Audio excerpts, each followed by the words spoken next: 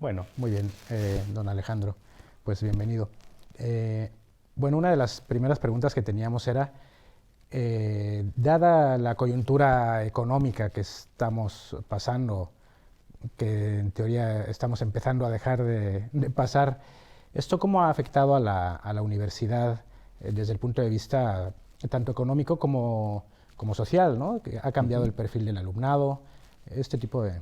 Bueno, yo creo que han sido años muy complicados, o están siendo años complicados, porque aunque digan que todo se va pasando, yo espero que algún día veamos eso más claramente, por ejemplo, en el dinero público que recibimos, que todavía no lo vemos que despegue de otra manera. Han sido años que hemos tenido unos recortes muy grandes en la financiación pública, ¿no?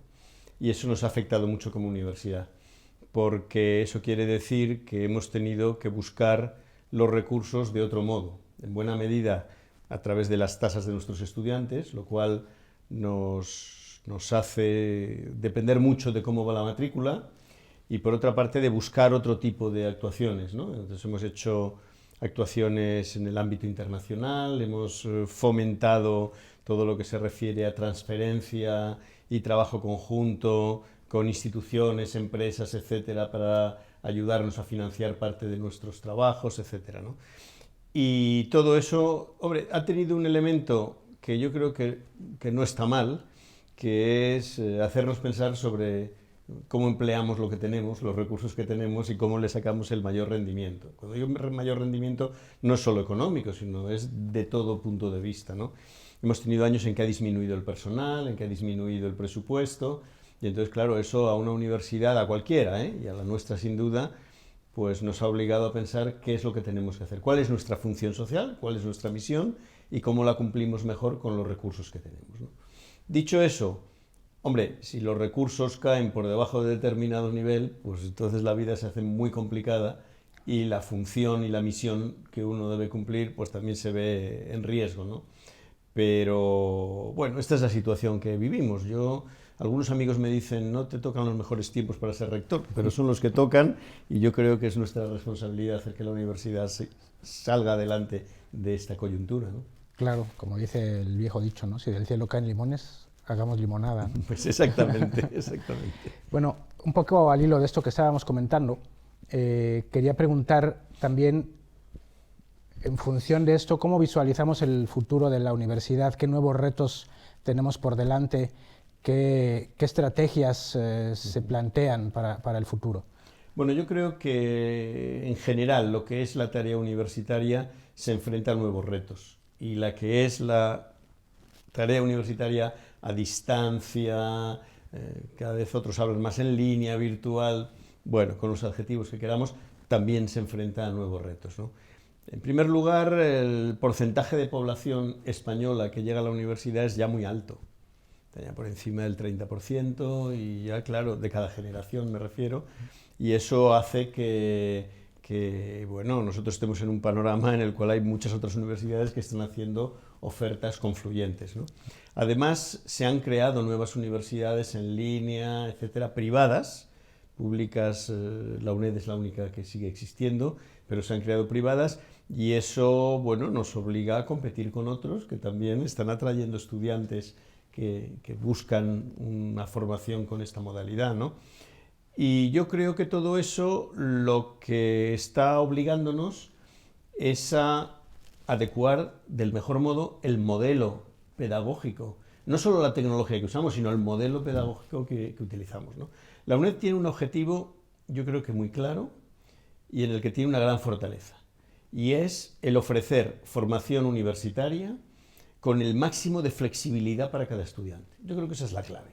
O sea que nosotros tenemos todo un conjunto de recursos que pasan por nuestros centros asociados, con tutorías presenciales, tutorías en línea, videoconferencias, etcétera, etcétera.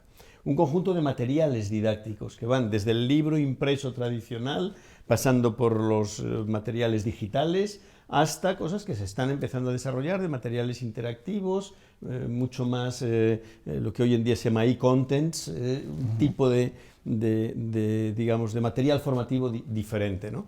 Por otra parte, nuestros estudiantes pueden trabajar con otros, trabajar solos en casa, combinar actividades con otros compañeros en un centro asociado donde pueden ir a la biblioteca o descargarse unos materiales en línea, trabajar ellos solos y al final venir a examinarse. Yo creo que la gran riqueza que tenemos es que podemos ofrecer una gama de posibilidades formativas y el reto es permitir a los estudiantes que utilicen las que sean más convenientes para ellos. Entonces, que cada estudiante sienta que nuestra universidad puede formarse de manera flexible, de acuerdo con sus circunstancias, de acuerdo con sus intereses, con su modo de aprendizaje, con sus características psicológicas, en fin, con todo el conjunto, con todo el bagaje de lo que es una persona, ¿no? Y entonces yo creo que la UNED tiene unas magníficas condiciones de partida y yo creo que el reto que tenemos es cómo le sacamos a eso el mayor rendimiento para ponerlo al servicio de los estudiantes. Y ese es nuestro desafío de ahora mismo. Por eso estamos pensando pues, cómo tienen que ser las tutorías, cómo tienen que ser los materiales, cómo tienen que ser las plataformas formativas, cómo tiene que ser... Ya tenemos, o sea que no es que partamos de cero, claro, pero es hacia dónde vamos y qué va a pasar dentro de unos años y cuál es nuestra posición, ¿no? Claro, porque no solo es el avance tecnológico, los cambios y la competencia externa, ¿no? Me imagino que también incluso adaptar la oferta académica, ¿no? Porque surgen nuevas carreras. La gente joven ahora quiere estudiar cosas que a lo mejor cuando nosotros estudiábamos no existían, ¿no? Así es, yo creo que una parte importante de reto que tenemos por delante es repensar nuestra oferta. No quiere decir que nuestra oferta no sea adecuada para estos tiempos, pero hay que pensar, es decir, ¿y qué nuevas cosas pueden interesar? ¿O qué cosas de las que hacemos debiéramos reorientarlas? Por ejemplo, toda la configuración de los másteres, que en el caso español se empezaron a desarrollar hace ya unos años, cuando el sistema de grados no estaba plenamente desarrollado, y aquellos másteres, muchos eran másteres herederos de los cursos de doctorado anteriores y muy orientados a la investigación, y con el paso del tiempo se ve que hay mucha población que no quiere hacer un máster, no, aunque no lo excluya, para hacer luego investigación, sino para completar su formación en un nivel superior. Bueno, yo creo que todo eso nos debe obligar a ver cuál es la oferta que nosotros hacemos, ¿no? Y que es la que va a necesitar la sociedad de dentro de unos años, para que puedan, digamos, desarrollar su actividad personal, profesional, etcétera, estos que se están formando ahora, ¿no? Claro. En este panorama de tanta evolución y de tantos posibles cambios que vienen a futuro, y esto que estamos hablando, ¿no? De adaptar las nuevas tecnologías, de adaptar las formas en las que nos comunicamos, ¿qué cabe prever? ¿Cuál es el futuro de los centros? Porque claro, a veces uno piensa, ahora la gente va con el móvil y mucha gente estudia desde el autobús, ¿no? ¿Cuál es el futuro de los centros? Bueno, hay mucha gente que efectivamente utiliza un mundo virtual en el que vive buena parte de su existencia, aunque esté rodeado de otros, pero no es lo único. Es decir, los estudiantes siguen yendo a las universidades y allí tienen amigos y no solo van a las clases, sino que van a la cafetería y luego salen y hacen otro tipo de relaciones. Y no son solo relaciones personales, son relaciones intelectuales, son relaciones formativas. Y yo creo que eso es lo que la enseñanza puramente en línea no puede aprovechar tanto, ¿no? Yo creo que es una de las riquezas de la UNED. Pues yo no sé si los centros del futuro serán exactamente igual que los que hay ahora, o si las tutorías serán exactamente igual que las que hay ahora, pero que hay un espacio para esa interacción personal, que hay un espacio para que personas que tienen un estilo de aprendizaje menos independiente o más ligado al aprendizaje con otros, y eso todos lo conocemos y sabemos que es así, pues lo que les permite a nuestros centros es tener ese apoyo adicional, cercano a lo que puede encontrar por otros medios, ¿no? Yo creo que esto ha sido siempre una fortaleza de la UNED y yo creo que lo sigue siendo. Y la relación social, ¿no? Que al final es importantísima. Por supuesto que sí, por supuesto que sí. Cuando nuestros centros reciben demandas de poblaciones cercanas para crear aulas, que los propios ayuntamientos o entidades que los promueven los financian, pues es porque sienten que sus ciudadanos y sus ciudadanas valoran el tener esa presencia y no solo la posibilidad de llegar a través de las redes, ¿no? Hoy en día, pues claro, ¿cómo no? Todo el mundo virtual, las redes, todo el mundo de Internet, pues claro, es una realidad que existe y por tanto no vamos a decir que eso no exista, pero es verdad que no a todo el mundo eso le satisface al 100% en su propósito formativo, ¿no? Sino que hay gente que busca otras cosas además, ¿no? Y eso es lo que nosotros podemos ofrecer. O sea que la combinación ideal sería un contenido muy bueno y de mucha calidad en cuanto a tecnología y comunicación, y una parte social muy bien establecida a través de los centros, Sí. ¿no? Sí, yo cuando llegué a la UNED hace ya 35 años, y una de las primeras cosas que hice fue un curso a distancia que hacía la Fernuniversität alemana eh, para la gente que trabajaba en universidades a distancia. Lo estaban probando y entonces a mí me convencieron para que lo hiciera y lo seguí. Y ya entonces, estamos hablando de hace años, que las tecnologías eran muy diferentes, se venía a decir, dice, en la educación a distancia, la educación no presencial, estas modalidades, hay dos elementos básicos. Puede haber otros, pero hay dos elementos básicos. Uno es el acceso al contenido de estudio y otro es el apoyo al estudiante. Y yo creo que eso sigue siendo tal cual. En la primera estaría estos materiales que mencionabas, que ya, claro, tienen que ser más sofisticados, más desarrollados, pueden ser mucho más interactivos, pueden ser materiales mucho más complejos que lo que eran, porque las tecnologías lo han hecho accesible y a un coste además asequible. Pero por otro lado es el sistema de apoyo al estudiante, que es tutorías, foros, comunicación, etcétera, en fin, también todo un conjunto de posibilidades. Y esos dos componentes siguen siendo centrales. Y cualquier institución, una universidad a distancia, virtual o en línea, como quiera que se llame, que olvide alguno de los dos, mal le va. Luego, además, pues hay otras cosas que se pueden hacer, y que decir que grandes universidades a distancia como la nuestra, pues tienen muy a gala. Por ejemplo, nosotros somos una universidad, como deben ser las universidades, investigadora. Tenemos equipos de investigación y tenemos producción y tenemos tal. Una universidad no puede renunciar a eso, sino pues a lo mejor es un centro formativo interesante, pero no es una universidad. Pero uno puede hacer un centro formativo a distancia sin que haga investigación. Yo creo que para ser universidad tienes que hacer investigación, pero sin esos dos componentes que decía antes, es que ya lo que no hay es formación a distancia, ¿no? Claro. Ahora yendo un poquito a mi terreno, que es el de los medios audiovisuales, sí.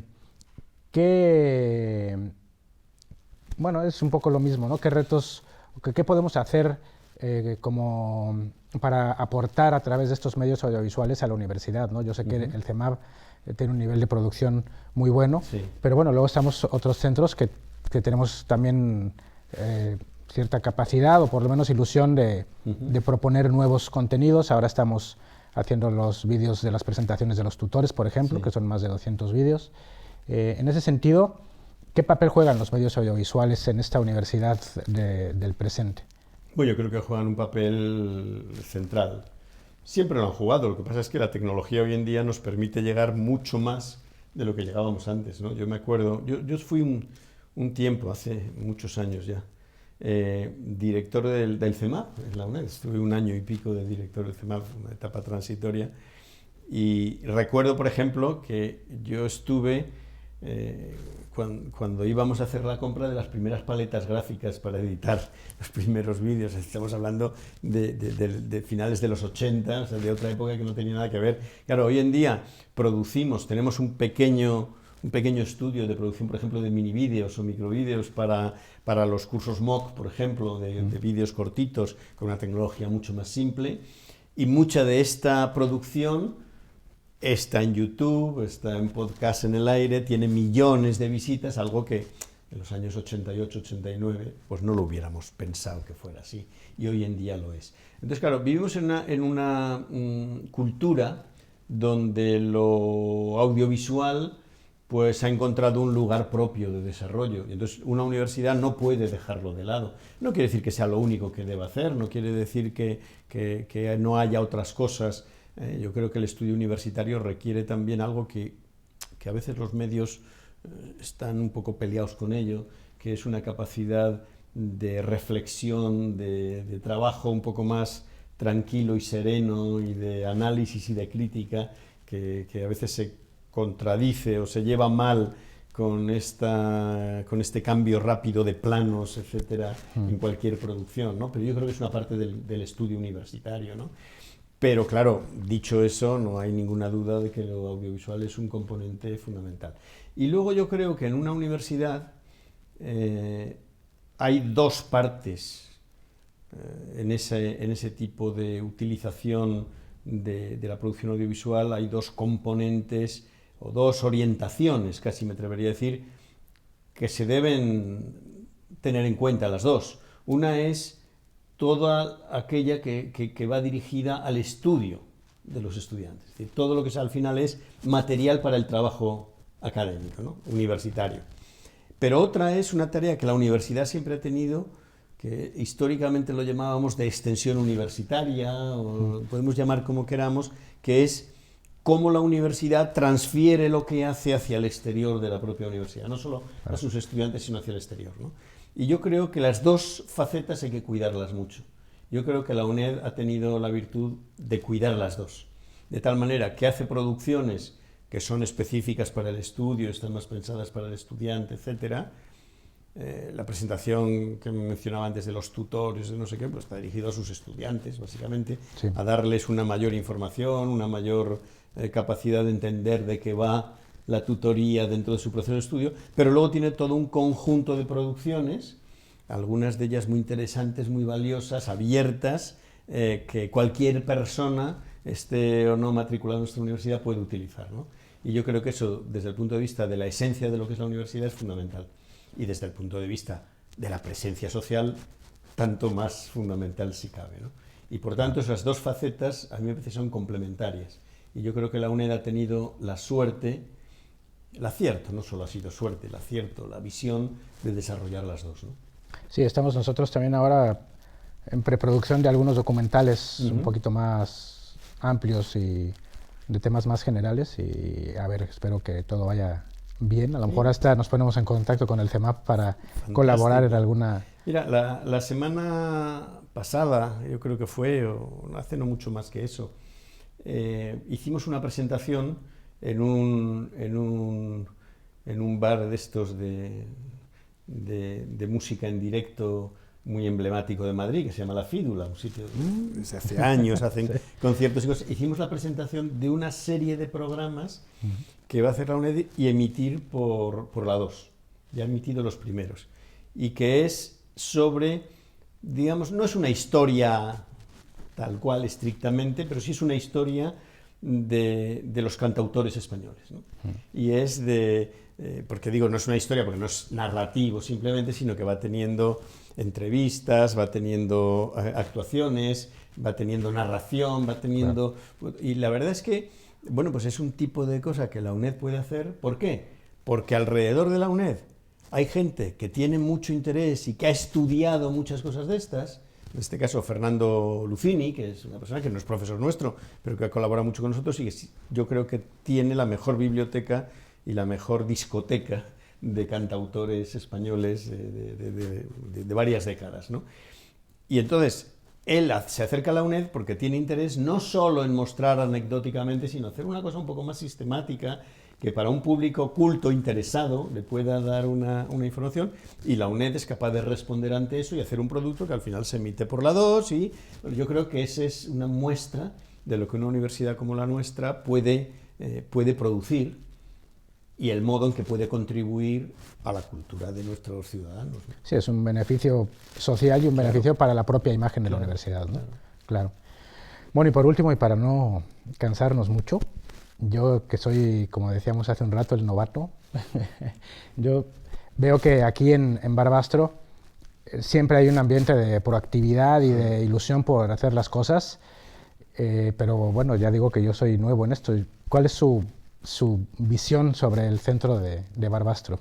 Bueno, yo creo que el centro de Barbastro es uno de los centros emblemáticos que tenemos. Yo creo que es de los centros realmente activos. No digo que sea el único, que no se me enfaden otros, pero yo creo que es uno de los centros realmente activos que tenemos, que es capaz de estar siempre en proyectos avanzados, resolviendo necesidades de la universidad, dando pasos adelante, y yo la verdad es que estoy muy satisfecho. El hecho de tener un estudio como este y una producción como esta, yo creo que es un ejemplo muy claro de eso, pero no solo eso, es un centro que ha sido capaz en estos últimos años de montar la librería virtual con una eficacia enorme, y cada día que uno viene por aquí tiene propuestas nuevas sobre la mesa para continuar avanzando en cosas, ¿no? Entonces yo la verdad es que quiero felicitar a todo el personal del centro, empezando por su director, que ya lleva tiempo, pero al personal del centro, porque la verdad es que es uno de los centros que es un ejemplo claro de esto que yo mencionaba antes, de que puede ser un centro de la UNED y cómo se ubica en su entorno. Y no solo eso, sino en este mundo global, ubicarse en el entorno ya no es solo en el Somontano, en los alrededores de Barbastro y más, sino que es encima con una proyección mucho más amplia a través de los medios y de Internet, etcétera, ¿no? Muy bien, pues a reserva de que alguien quiera preguntar algo más, espero haberlo hecho bien y nada más de momento. Muy bien. Muchísimas Muchas gracias. gracias.